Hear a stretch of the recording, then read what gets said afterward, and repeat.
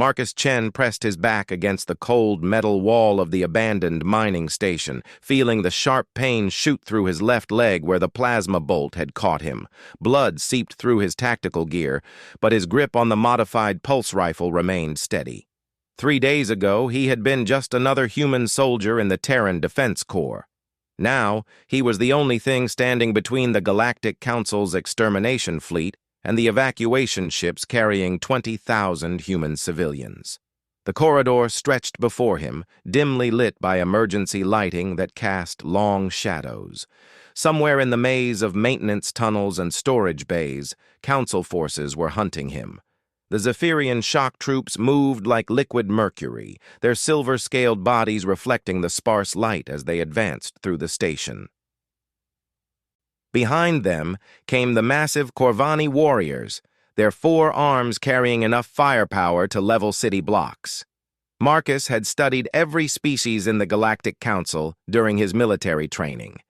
The Zephyrians were fast but fragile. The Corvani were strong but slow to react. The insectoid HFY coordinated perfectly, but relied too heavily on their hive mind communications. Each had weaknesses, and Marcus had spent the last 72 hours exploiting every single one. His earpiece crackled with static before Admiral Rodriguez's voice came through, distorted but urgent. "Reaper, this is Command. What's your status? The evacuation ships are holding position, but we can't wait much longer. Council reinforcements are approaching fast." Marcus wiped sweat from his forehead, leaving a streak of grime across his pale skin. "Still breathing, Admiral. How many civilians are left?" "Last transport is loading now. Maybe 200 souls still on board the station. Medical staff refused to leave until the wounded were stable for transport." The sniper closed his eyes for a moment, thinking of Dr. Sarah Mitchell and her team. They had treated his wounds when he first arrived at the station, knowing full well they might never see Earth again. Now they were risking their lives to save people they had never met, simply because it was the right thing to do. "Give me 30 more minutes," Marcus said, checking his ammunition count. 47 rounds left in specialized armor-piercing ammunition. Not many, but he had made do with less before. "Negative, Reaper. Council forces have broken through Sectors 7 and 9. They'll reach the civilian areas in 20 minutes maximum." Marcus heard the distinct whine of Zephyrian energy weapons echoing through the ventilation system. They were getting closer, moving with the confidence of predators who believed their prey was cornered. They had no idea they were walking into a carefully prepared killing ground. The human sniper had spent 3 days learning every inch of this mining station. He knew which maintenance shafts provided the best lines of sight, which blast doors could be sealed remotely, and which power conduits could be overloaded to create devastating explosions. The Council forces saw him as one wounded soldier hiding in a maze. Marcus saw them as targets entering his domain. He moved carefully through a narrow service tunnel, his injured leg protesting every step.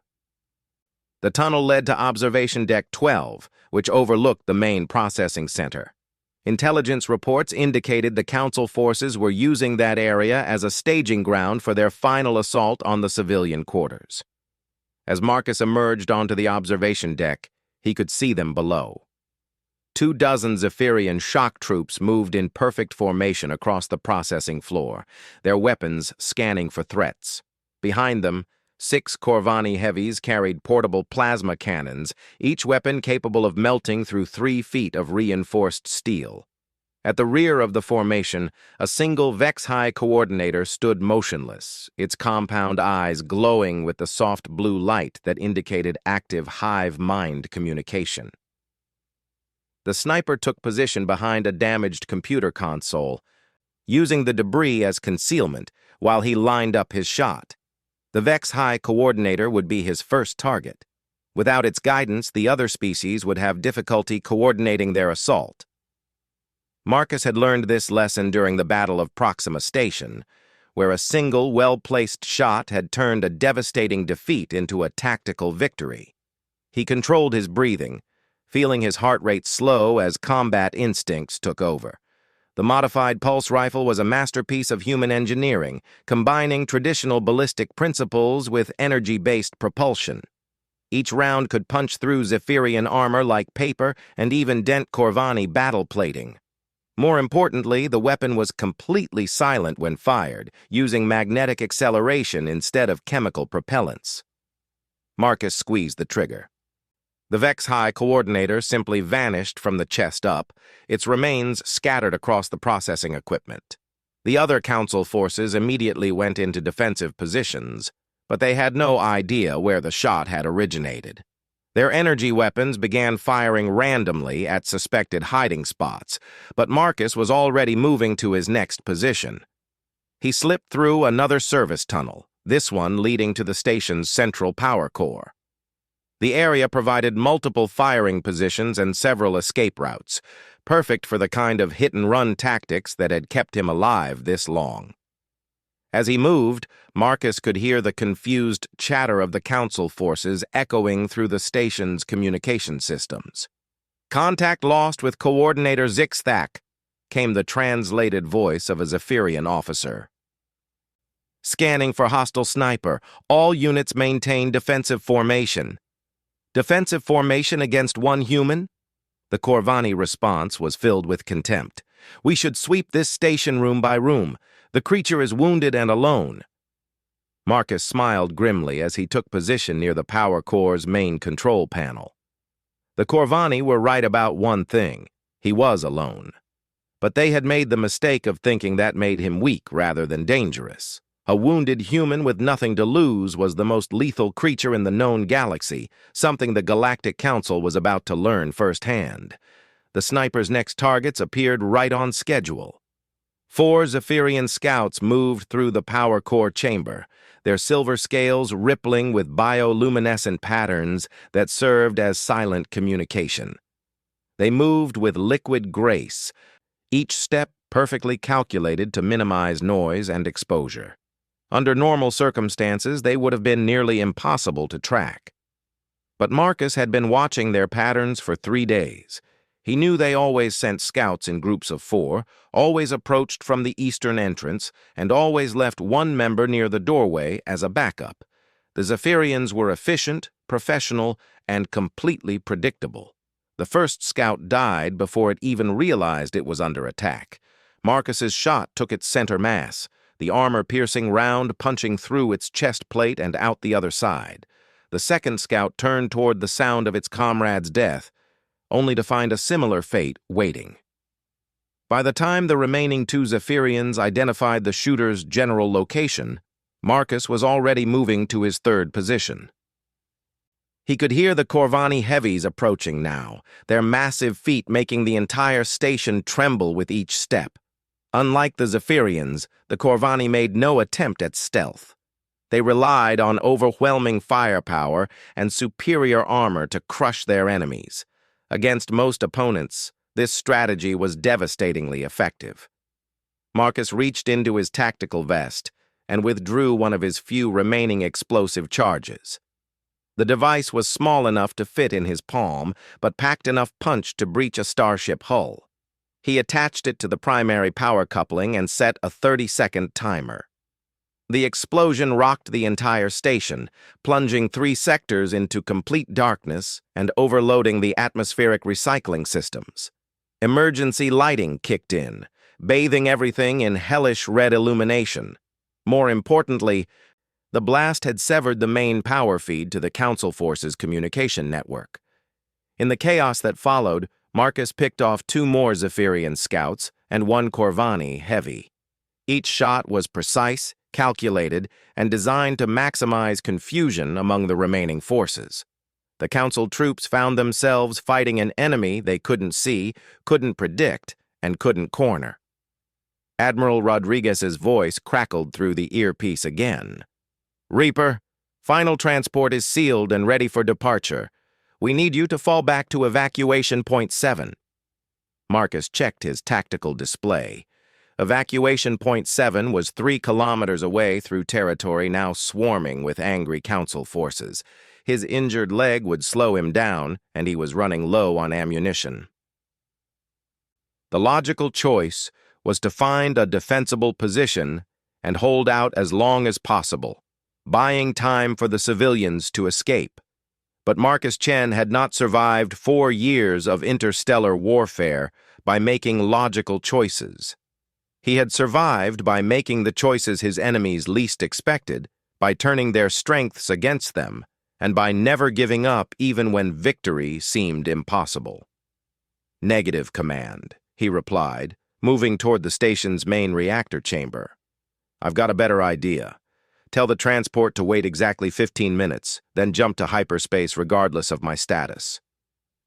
"Marcus, what are you planning?" The sniper didn't answer. He was too busy calculating blast radiuses, structural weak points, and the exact amount of explosives needed to turn a mining station into a weapon. The Galactic Council had made their first mistake when they decided to exterminate humanity. They had made their second mistake when they left a wounded human sniper alive in a facility full of volatile mining equipment. They were about to discover that some mistakes were fatal. The reactor chamber hummed with barely contained energy, massive containment coils glowing blue-white as they channeled the power that had once driven the mining station's industrial operations. Marcus moved through the maze of coolant pipes and control panels, his tactical mind automatically cataloging potential advantages. The chamber was a sniper's paradise, multiple levels, excellent sight lines, and enough background noise to mask his movements. More importantly, it was filled with enough contained antimatter to vaporize half a moon. Marcus found his position on the upper maintenance platform, where damaged sections of the deck grating provided excellent concealment while offering clear views of the main entrance. The reactor's control systems were within arm's reach, their displays showing radiation levels that would have killed an unprotected human in minutes. His environmental suit's filters were already working overtime, but they would hold long enough. The Corvani breach team arrived exactly as Marcus had predicted. 6 of the massive aliens stormed through the main entrance, their 4 arms wielding weapons that fired concentrated plasma bursts. Each Corvani stood nearly 8 feet tall, their gray-brown hides scarred from countless battles. They were the Galactic Council's shock troops, bred for war and trained to crush resistance through sheer overwhelming force. Behind them came a full squad of Zephyrian specialists, their silver scales now bearing the telltale markings of an elite hunter unit. These were not the regular troops Marcus had been eliminating. These were the Council's best, called in specifically to deal with what their commanders termed the human problem. At the center of the formation walked something Marcus had never seen before. A Vex-High battle prime, its exoskeleton gleaming black instead of the usual brown-green of the worker castes. Where normal Vex-High stood roughly human height, this creature towered over even the Corvani. Its 6 arms carried weapons Marcus didn't recognize, and its compound eyes glowed with an intelligence that made his skin crawl. The battle prime spoke in perfect, unaccented English. "Human sniper, we know you are here.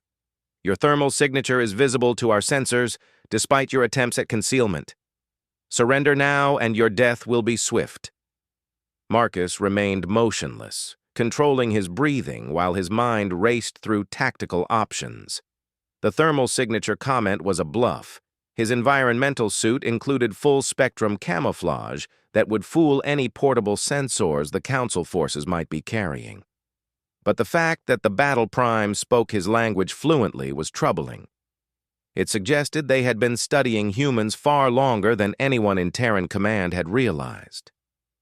"Your silence speaks of fear," the battle prime continued, its voice echoing off the reactor chamber walls. "This is appropriate. Humans have much to fear from the Council's judgment. Your species has been evaluated and found wanting. You consume resources inefficiently, breed without consideration for ecological balance, and demonstrate aggressive tendencies that threaten galactic stability." The Corvani began spreading out through the chamber, moving with surprising coordination for creatures of their size.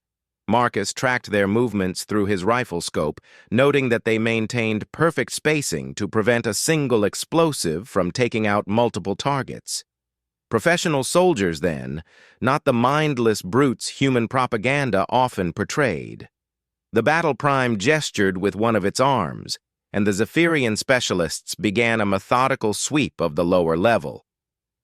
Your species shows some promise in individual combat scenarios, human. The efficiency with which you eliminated our forward scouts was admirable.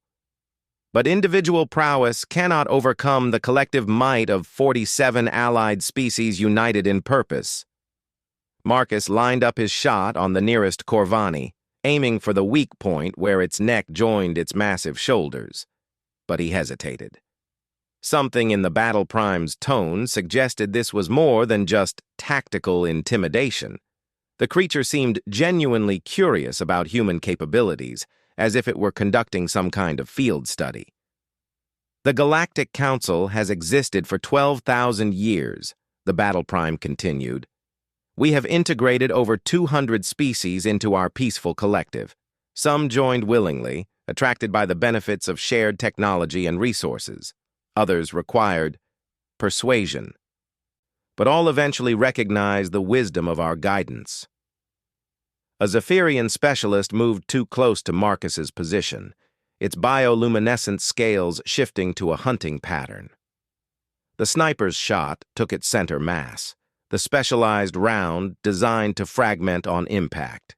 The creature died instantly, its body crashing into a coolant pipe with enough force to crack the metal.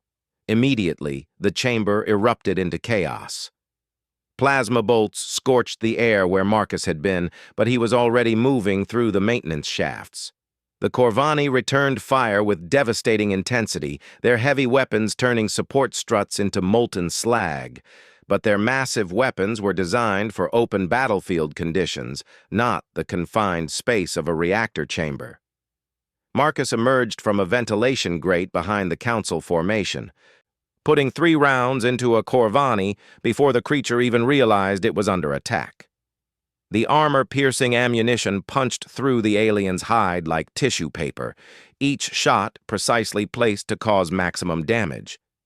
The Corvani staggered, its massive frame crashing into the reactor's secondary control panel before finally falling silent. Interesting, the battle prime observed, apparently unconcerned by the deaths of its subordinates. Human tactical thinking appears more sophisticated than our projections indicated. You demonstrate advanced understanding of environmental advantages and enemy psychology. Another Zephyrian died as Marcus put a round through its head from an impossible angle, firing through a gap in the reactor housing that most snipers wouldn't have even noticed.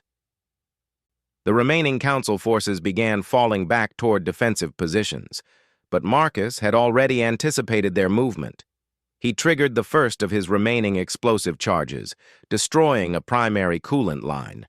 Superheated plasma began spraying across the chamber floor, forcing the alien forces to retreat to higher ground. But the higher platforms were exactly where Marcus wanted them, exposed, with limited cover and no easy escape routes. Your species demonstrates remarkable adaptability, the battle prime said, its voice carrying a note of what might have been respect. The Council's biological assessment protocols clearly require revision. Perhaps humanity deserves a different fate than simple extermination. Marcus paused in his reloading, processing the implications of that statement. The Galactic Council hadn't sent an extermination fleet because they feared humanity. They had sent it because their evaluation protocols had classified humans as a minor threat, suitable only for elimination or assimilation. But those protocols were apparently based on incomplete data. The battle prime continued its monologue while directing its remaining forces with subtle gestures. Your individual combat effectiveness exceeds that of Corvani shock troops. Your tactical thinking demonstrates creativity that surpasses Zephyrian battle doctrines. Your endurance under stress compares favorably to Nexari commandos. Most intriguing. A plasma bolt missed Marcus by inches as he shifted position again, the superheated energy turning a section of deck plating into vapor. 3 Corvani and 4 Zephyrians remained active, along with the battle prime itself. His ammunition count was down to 23 rounds, and his environmental suit was reporting increasing radiation exposure from the damaged coolant systems. But Marcus was no longer thinking about survival. He was thinking about the implications of everything the battle prime had revealed. If the Council's evaluation of humanity was based on incomplete data, then the entire war might be the result of a massive intelligence failure. And if that was true, then humanity deserved more than just a fighting chance. They deserved the truth. "You want to know what makes humans dangerous?" Marcus called out, speaking for the first time since the battle began. "It's not our individual combat skills or our tactical thinking. It's the fact that we never give up, ever. You can wound us, corner us, outnumber us 1,000 to 1, and we'll still find a way to make you pay for every inch." He punctuated his words with another precise shot, dropping a Zephyrian that had been trying to flank his position. The alien's body tumbled from the upper platform, striking the reactor housing with enough force to crack one of the containment monitors. "The Council evaluated us like we were just another species to be cataloged and categorized," Marcus continued, moving to a position that gave him a clear shot at the battle prime. "But you made one critical error in your assessment. You assumed we would behave rationally when threatened with extinction." The battle prime's compound eyes fixed on Marcus's position with disturbing intensity. "Explain this distinction, human." Marcus smiled grimly as he lined up his shot. "Rational species surrender when faced with overwhelming odds. Rational species negotiate for better terms when they can't win. Rational species accept their place in the galactic order rather than fight a hopeless war." He squeezed the trigger. The armor-piercing round struck the battle prime center mass, but instead of penetrating, it sparked off some kind of energy field. The massive creature didn't even stagger, though its compound eyes seemed to glow brighter for a moment. "But humans aren't rational," Marcus continued, already moving to avoid the return fire he knew was coming. "When you threaten our families, our homes, our way of life, we don't calculate the odds or negotiate for mercy. We fight. And we keep fighting until either you're dead or we are." The battle prime's weapons spoke, turning Marcus's previous position into molten slag. But the human sniper was already gone, using the reactor chamber's complex layout to stay one step ahead of his pursuers. His words echoed in the chamber as he continued his deadly game of cat and mouse. "That's what makes us dangerous. Not our technology or our tactics or our individual abilities. It's the simple fact that we'll burn down the galaxy before we'll kneel to anyone." The battle prime stood motionless for several seconds after Marcus finished speaking, its 6 weapons slowly lowering as if the creature was processing something unexpected. Around the reactor chamber, the remaining Council forces maintained their positions, but seemed to be awaiting orders that weren't coming. "Fascinating," the battle prime finally said. "You speak of irrationality as a strength rather than a weakness. The Council's psychological profiles suggested this was a primitive emotional response that could be managed through appropriate pressure." Marcus used the lull in combat to check his remaining ammunition. 19 rounds left, and his environmental suit was reporting critical radiation exposure. The damaged coolant systems were filling the chamber with enough hard radiation to kill him within the hour, but that didn't matter now. The civilian evacuation ships would be long gone, and his mission was almost complete. "You want to understand humans?" Marcus called out, switching to a position that gave him a better view of the reactor's primary control system. "Here's your lesson. We don't fight because we think we can win. We fight because the alternative is unacceptable." He put 2 rounds into another Zephyrian, the specialized ammunition designed by human engineers who understood that sometimes you had to punch through armor that was supposedly impenetrable. The alien's silver scales offered no protection against weapons designed by a species that had spent centuries perfecting the art of killing. The Council offered humanity membership in your galactic collective, Marcus continued, moving through the maintenance levels with practiced ease. Shared technology, peaceful coexistence, and end to conflict. All we had to do was accept your evaluation that we were too aggressive, too chaotic, too dangerous to maintain our independence. Another Corvani fell to his rifle. The massive alien's body crashing through safety barriers as it tumbled toward the lower level. The creature had been trying to reach the reactor's manual shutdown controls, but Marcus couldn't allow that, not when he was so close to completing his real mission. Your offer sounded reasonable, Marcus admitted, pausing behind a cluster of control panels. Most species would have jumped at the chance to join an advanced galactic civilization, but there was one small problem with your proposal. The Battle Prime's voice carried genuine curiosity. What problem could you possibly perceive in an offer of technological advancement and peaceful integration? Marcus smiled as he reached into his tactical vest and withdrew his last remaining explosive charge. Not the small breaching charges he had been using, but a military-grade fusion device with enough power to crack a starship's hull. He attached it to the reactor's primary containment system and began setting the timer. The problem was that you made it clear we didn't have a choice. Join the Council voluntarily, or be forced to join after your extermination fleet finished glassing our worlds. That's not an invitation to join a galactic civilization. That's a demand for surrender. He set the timer for 5 minutes and activated the device's anti-tampering systems. Any attempt to disarm it would trigger an immediate detonation, and the explosion would destabilize the entire antimatter containment system. The resulting chain reaction would vaporize everything within 1,000 kilometers, including the Council's invasion fleet positioned just outside the system. And humans have a really simple response to demands for surrender, Marcus continued, moving toward the chamber's emergency exit. Not because he planned to escape, but because he wanted to draw the Council forces away from the bomb. We say no. It doesn't matter if saying no is suicidal. It doesn't matter if resistance is futile. It doesn't matter if we're outnumbered 1,000,000 to 1. We say no, and then we make you pay for every world, every city, every life you try to take. The Battle Prime moved with sudden urgency, its 6 weapons tracking Marcus as he crossed the reactor chamber. But the creature wasn't trying to kill him anymore. It was trying to understand something that didn't fit its species' psychological models. You are deliberately triggering a catastrophic reactor failure, the Battle Prime observed. Your own tactical analysis must indicate that such an explosion will destroy this facility and everything in the surrounding area, including yourself. Marcus reached the emergency exit and turned to face his pursuer.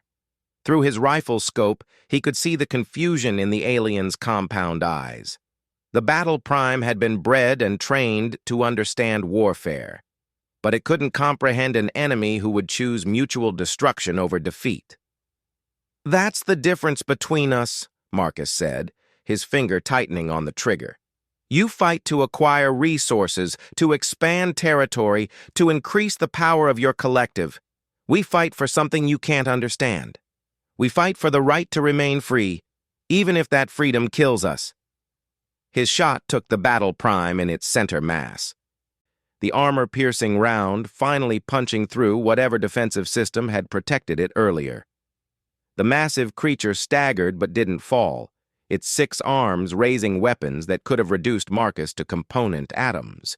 But instead of firing, the Battle Prime spoke again. The Council's evaluation protocols require immediate revision.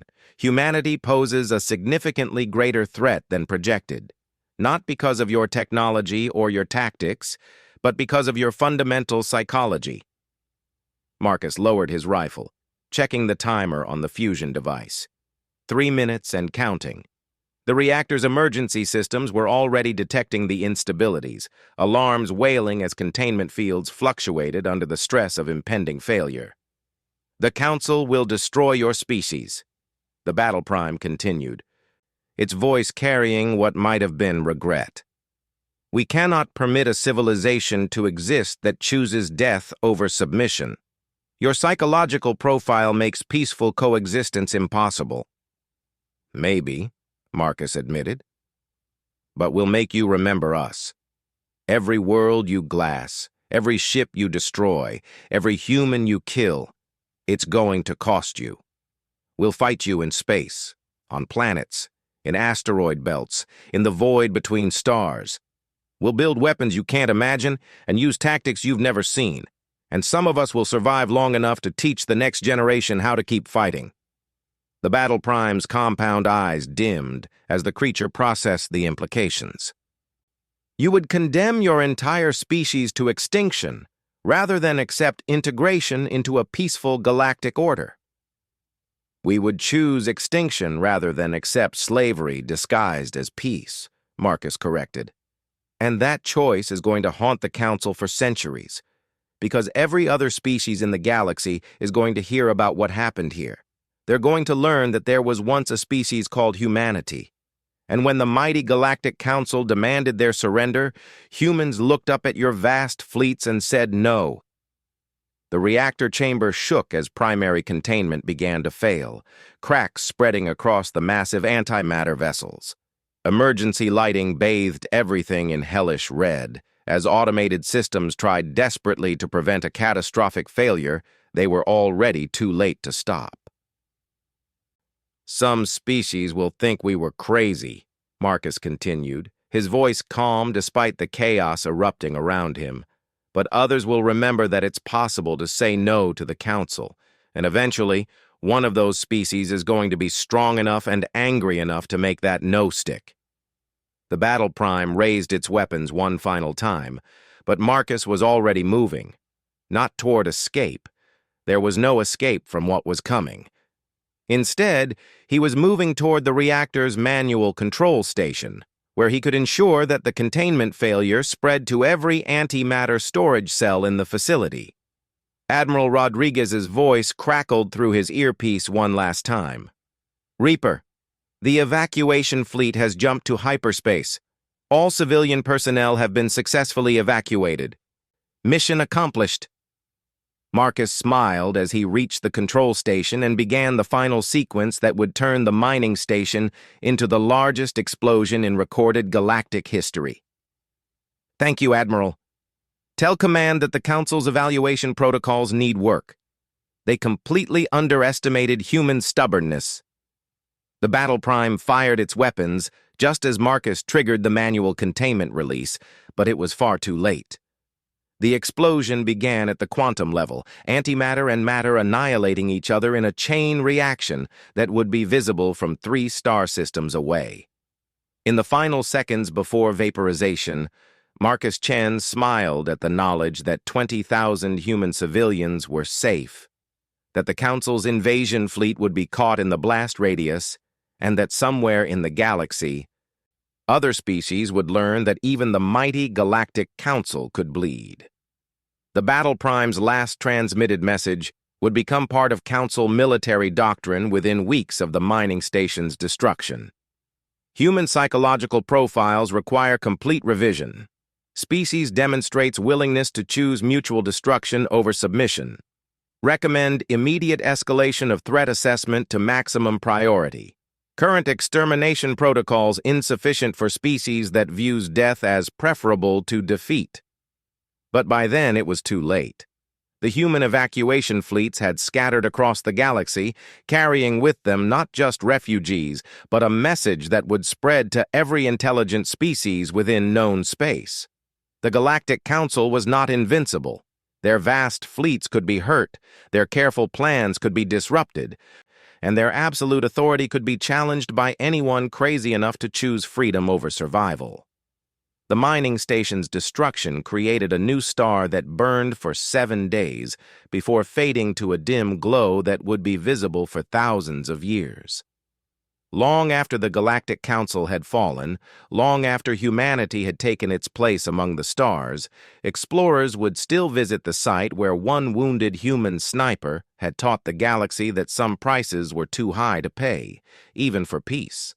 The Council had made their fatal mistake not when they left Marcus Chen alive, but when they assumed that survival was humanity's highest priority. They had evaluated humans like any other species, using logic and rationality to predict behavior patterns. But humans had evolved on a world that taught them one simple lesson. Sometimes the only way to win is to refuse to lose, no matter what the cost. And in refusing to lose, Marcus Chen had given humanity something more valuable than victory. He had given them a reputation that would echo through the ages, striking fear into the hearts of any who would dare to threaten human freedom.